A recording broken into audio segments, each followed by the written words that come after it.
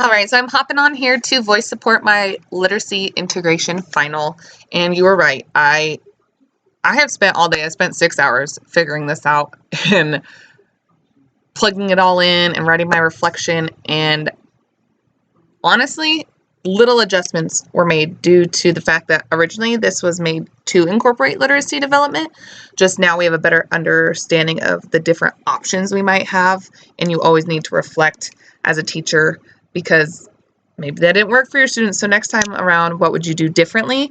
I wanted to talk about my rationale. I feel like I explain it in my goals and objectives in my reflection, but I thought my overall rationale for like this whole social emotional development lesson plan, and I quoted a VL2 parent package research brief saying social emotional development promotes language skills, and language skills turn support social emotional development. So language supports social emotional development, but social emotional development supports language. So I think that's very important to focus on when we're discussing preschool, that early intervention and early exposure to literacy and just how to school and how to people.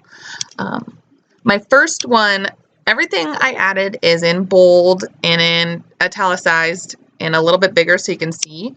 But for the first one about bite, what are teeth for, I decided I wanted to incorporate like ASL noun and verb recognition too. And you'll see the different standards that I added or didn't add. I won't talk about those, but the fact that I could go, like I wrote an example from bite, I could point to the book, bite, B-I-T-E versus biting, I-N-G.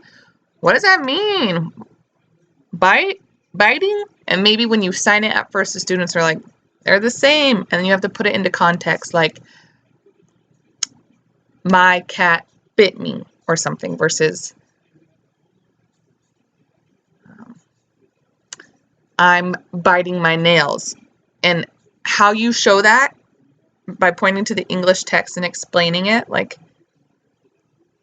how I just did, my cat bit me versus I'm biting my nails. In ASL, that's also more exposure to let your students know ASL doesn't have ing, or these prefixes and suffixes when you write them down aren't with ed and ing. It's more of the 5 parameters and how you use them. So bite, I wrote my eyebrows are down. My movements once versus biting could be movement, eyebrows are still down. Like I described briefly my facials, my movement, my location, those things are what changes for ASL for the noun and the verb, making the differences. I also incorporated some ASL content standards in there. I felt those better matched my plan since obviously it's directed for deaf and hard of hearing students. And for the noun and the verb, I added to my teaching lesson.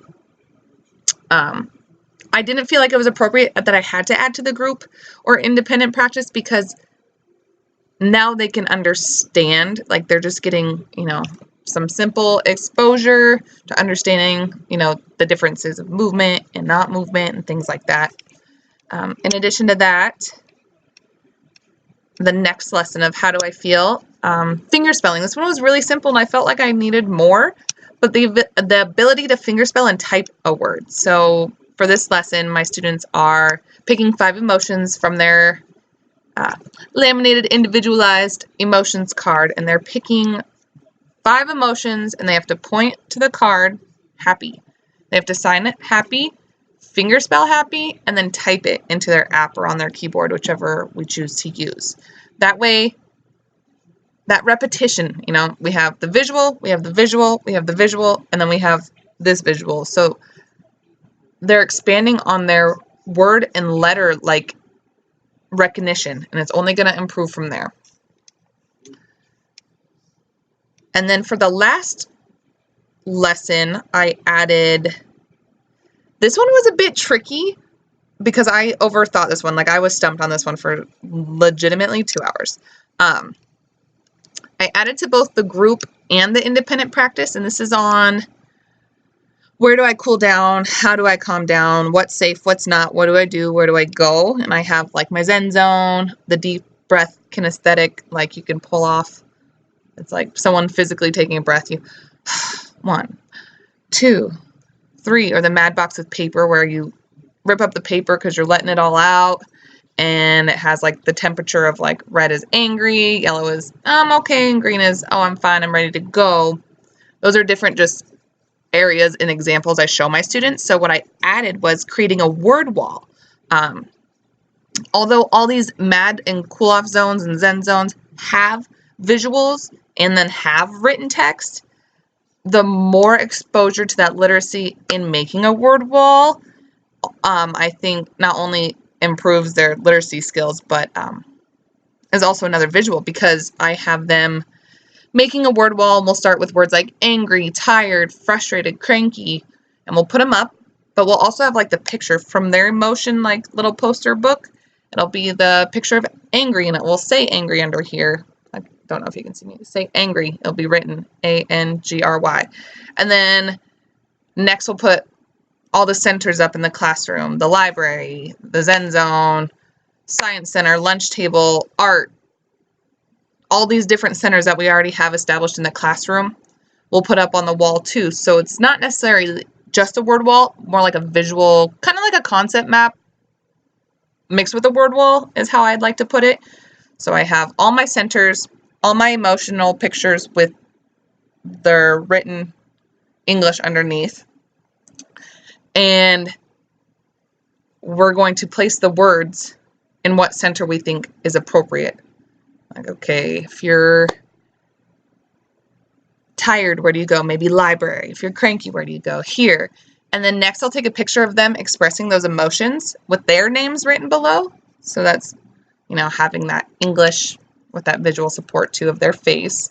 Instead of being like, oh, that's me, that's also your name. So they could practice finger spelling that too, because they'll have those when they need to go to a center, they'll have Velcro on the back and they'll stick it up in that center. And then part of the independent practice I have students saying how they prefer to cool down, but then to challenge them, let's say they say, I like to draw. Well, what center and where can you draw and be alone and that's appropriately matched? And then I could, before the independent practice ask, I'm tired, go where? And if I'm holding for a pause time and I'm getting nothing from my students, I could say, tired, go to the lunch table or table, and no, not the lunch table, you go read a book, go to the library, something like that. So I'm asking probing questions and then following up with prompting questions too. And then I'm pretty sure my reflection is self-explanatory. But it was those things, making sure that I can integrate as much literacy into each lesson plan. And then I'm building on their prior knowledge. I'm overexposing them because there's never enough exposure. And I'm modeling it. And a lot of that modeling too is a big piece, I think, to literacy development, because I'm allowed as a teacher to make a mistake, even if it's on purpose. If I, do the wrong emotion, or if I put, like I said, I'm tired, I want to go eat, or if I'm misplacing things on purpose, I'm doing it with intent. I want my students to correct me. I want them to guide me and teach me through that student-led instruction.